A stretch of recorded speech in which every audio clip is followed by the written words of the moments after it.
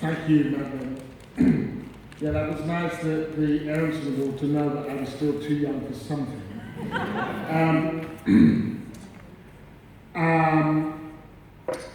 Well, first of all, thanks a lot for inviting me and for kicking this off. And I'm going to start with a story from when I was a student. I actually studied French and Russian, and I was a language student there during the dying days of the Soviet Union.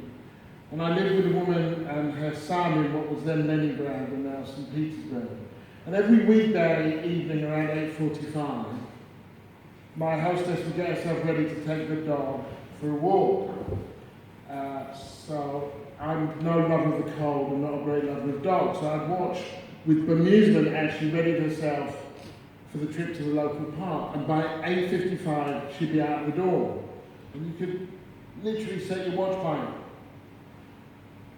When spring came, I decided one night to accompany her, but I noticed a slight urgency in her voice as she stood by the door, leading hand, while I flustered around the flat looking for my hat. And we just about made it out on time, but I wasn't sure on time for what. And then we arrived at the park to find scores of dog owners already there.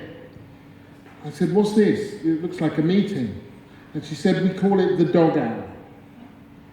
It's when the state news of Vremya is on, and we don't want to listen to the propaganda, so we walk our dogs." Now this taught me two things, and the first was the distinction between power and influence. It was 1991, and the Soviet Union had all the tanks, the missiles, the might of the state, the police, the KGB to dispense with. In other words, it had power. But what it lacked was influence. People had stopped believing both it and in it. And its power, therefore, rested on might alone.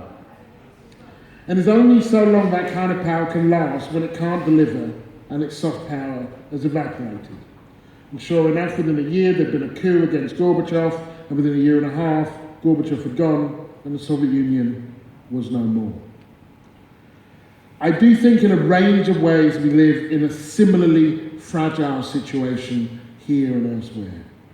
David Cameron's Tories came to power in 2015 with just 24% of the eligible vote. That was misunderstood as a terrible defeat for the politics of anti-austerity and Labour's marginal shift to the left under Ed Miliband. But in fact, when so few people vote, and so few of those who vote back the party that forms the government, it's really a defeat for the system.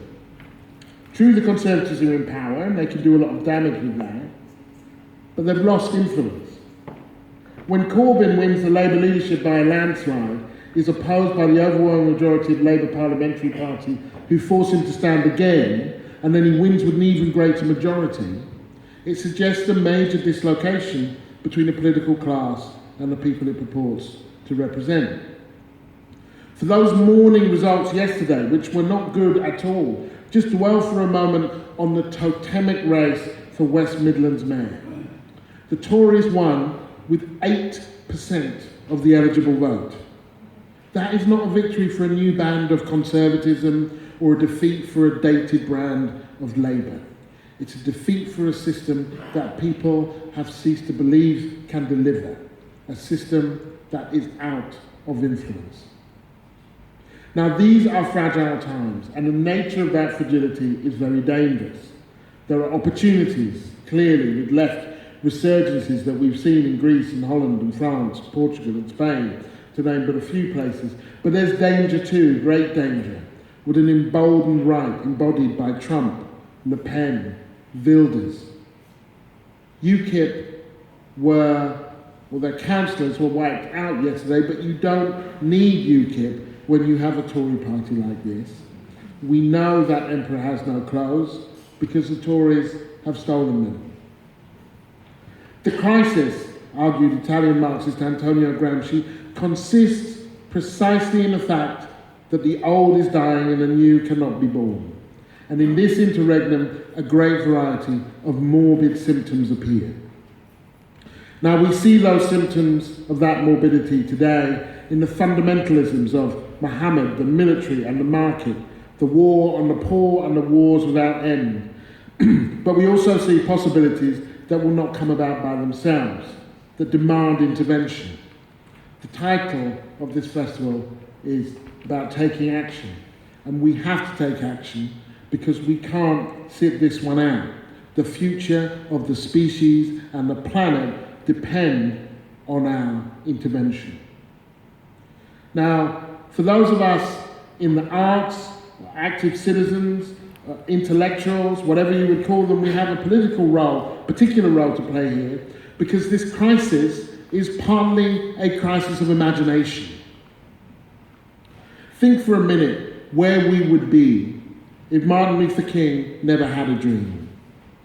Imagine instead he'd risen to the steps of the Lincoln Monument and instead spelled out a 5-point plan that he thought he could both sell to the black community and win a majority for in both houses of Congress that would bring civil rights legislation just that little bit closer.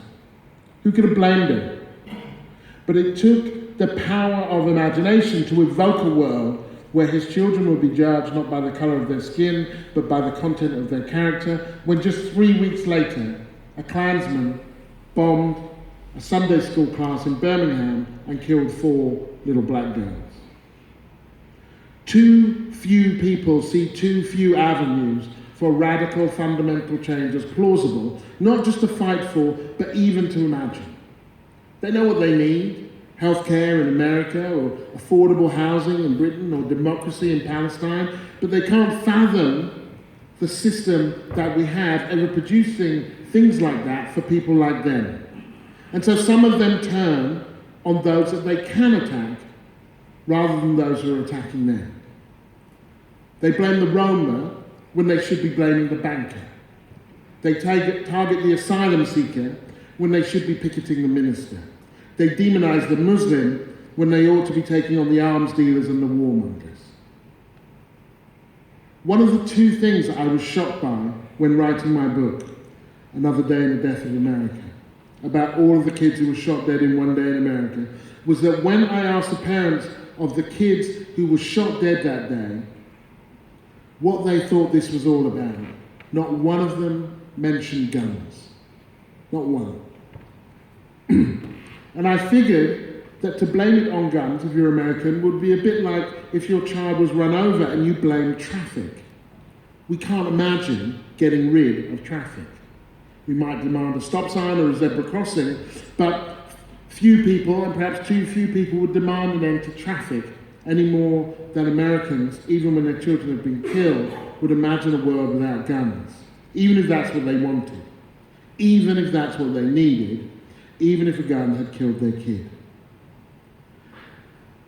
Now, as a writer, this is an arts festival, as artists, as intellectuals, and as citizens, we're in the business, be it through fiction or art, polemic, music, of shining a new light on the world that does exist and evoking worlds that have yet to be created. As well as being active as citizens, we can make a difference through our work. John Berger, in Ways of Seeing, wrote, "The way we see things is affected by what we know and what we believe. The relationship between what we see and what we know is never settled. We can change the way people see things, and in so doing, change what they believe. And we need this shift desperately, and we can be instrumental in it." For the other thing that the dog walking illustrated that night in Russia was a collective, non-showy act of civil disobedience against a political culture that had left information sources so polluted they were no longer worthy of even decoding. There is an adage in journalism: when a dog bites a man, that's not news, but when a man bites a dog, that's news. And the logic here is clear, that things that take place regularly and are easily anticipated do not qualify as a news item. For that attribute, they must be rare and unexpected. And when writing my book, I was stunned at the number of local journalists where I called them and said, "Did you think to follow up on the child that got shot in that area?" And they would say, "It's not so surprising, that a child would get shot down there." Sometimes events ought to derive their potential news value precisely because they happen so often. There are things that happen with such regularity and predictability that journalists and others have simply ceased to recognize their value, not least if those things are least likely to happen to the people most likely to be journalists. So much of what we come to accept as commonplace has dulled our curiosity to why so much of what is commonplace is unacceptable. That given the prevailing and escalating inequalities and inequities, we simply don't occupy the same worlds as others. In Washington, D.C., where they are in the process of slashing people's healthcare right now, a black man in Washington, D.C. has a lower life expectancy than a man on the Gaza Strip. This is a center of Western power. So there is a value sometime in asking, why do these dogs keep biting people? Who owns these dogs? And why do the same people keep getting bitten? Take this Black Lives Matter moment. It's revealing that as far as anyone can make out, there has not been a significant increase in the number of black people being killed by American police in the last couple of years. What there has been is a growing political awareness about black people being killed by the police, and that has forced a reckoning with a reality that has existed for several years. These shootings are not news in a conventional sense. They are neither rare nor surprising, but they are news simply because those who make the news can no longer ignore them. We were forced to recognize them, not because of overwhelming statistical evidence suggesting wrongdoing, not by the testimony of thousands to ill treatment, not by historical precedent. We were forced to recognize them in no small part because people with cell phones did the media's job for them. The world hasn't changed. What's changed is our ability to pass off the grotesque as unremarkable. And so we've begun to question a world in which it's easier to imagine a black person becoming president than it is to imagine a black child safely walking down the street. Now, the media and the political class episodically discover these realities in much the same way as teenagers discover sex. Urgently, earnestly, voraciously, and carelessly, with great self-indulgence, but precious little self-awareness. They've always been aware of it, but somehow, when confronted with it, it nonetheless takes them by surprise. And then their surprise becomes the news. Crikey, look what I found. Rather than an admission of ignorance of what the news has been all along. Goodness, look what's been going on while I've been looking elsewhere. And in many sense, this shock on specific issues stands for the broader disorientation around this particular political moment. For what we need now is action. What we don't need is phony nostalgia. We don't need to reminisce about how things have taken a turn for the worse since Donald Trump was elected and Britain voted to leave the European Union. Trump did not invent Islamophobia or misogyny. Brexit did not create xenophobia and racism. And it takes no great effort to oppose Trump. He's a thin-skinned charlatan, a self-proclaimed sexual harasser, a blusterer and a bigot. One need expend no great amount of political capital attacking him. George W. Bush opposed him. Glenn Beck opposed him. What's far more difficult is understanding the forces that produced him and the appeal that propelled him. And here there is a cruel psychic price that we all pay for becoming accustomed to the obscenities that made him possible. For the other thing that shocked me while writing my book about all the kids who were shot dead in one day was that the black parents, all the parents of black teenagers, had factored in the likelihood that this might happen to their kids.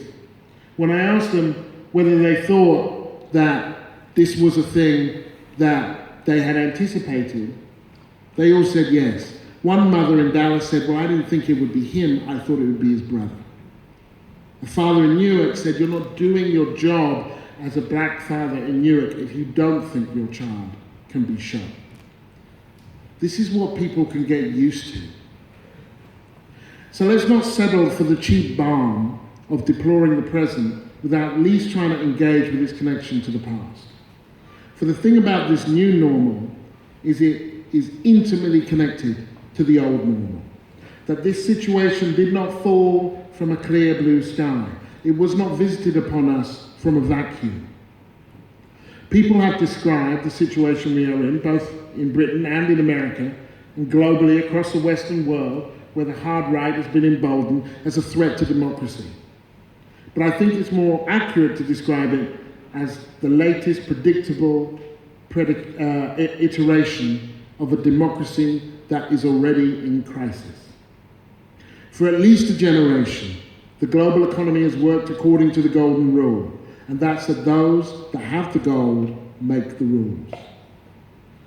National elected governments have only a tight margin to pursue any agenda that's not first been endorsed by international capital and its proxies.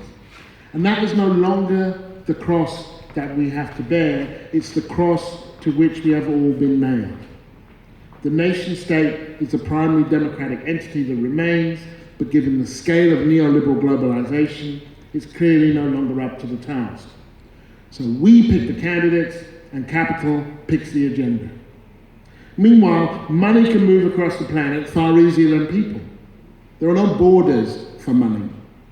Nobody stops capital at the frontier and says, how many jobs will you displace, or whom will your profits harm, even as low-paid workers are hunted down like animals and deported like criminals.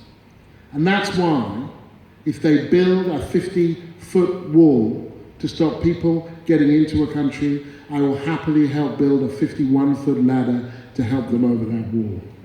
It's a fundamental human right.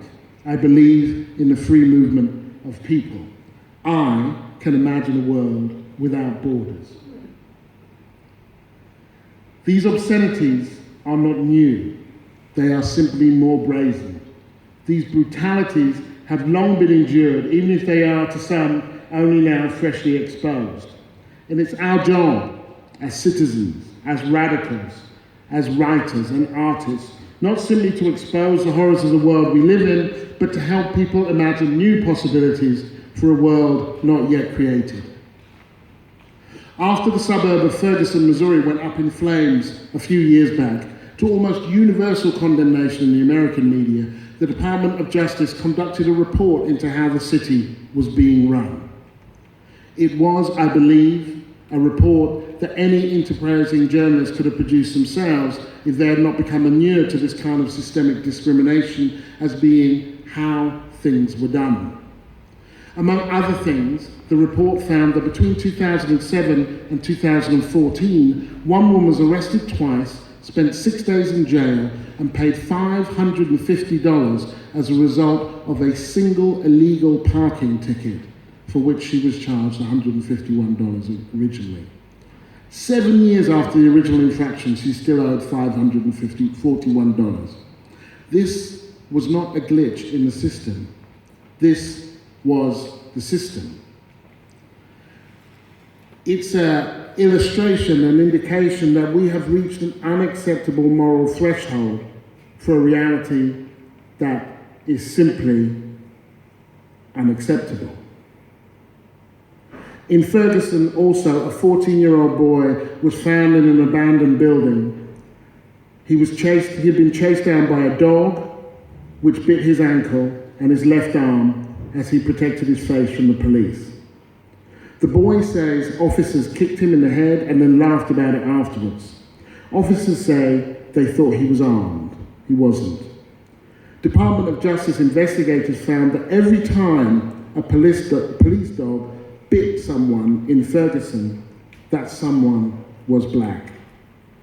It turns out that sometimes dog bites man really is the story, but we just keep missing it. Thank you.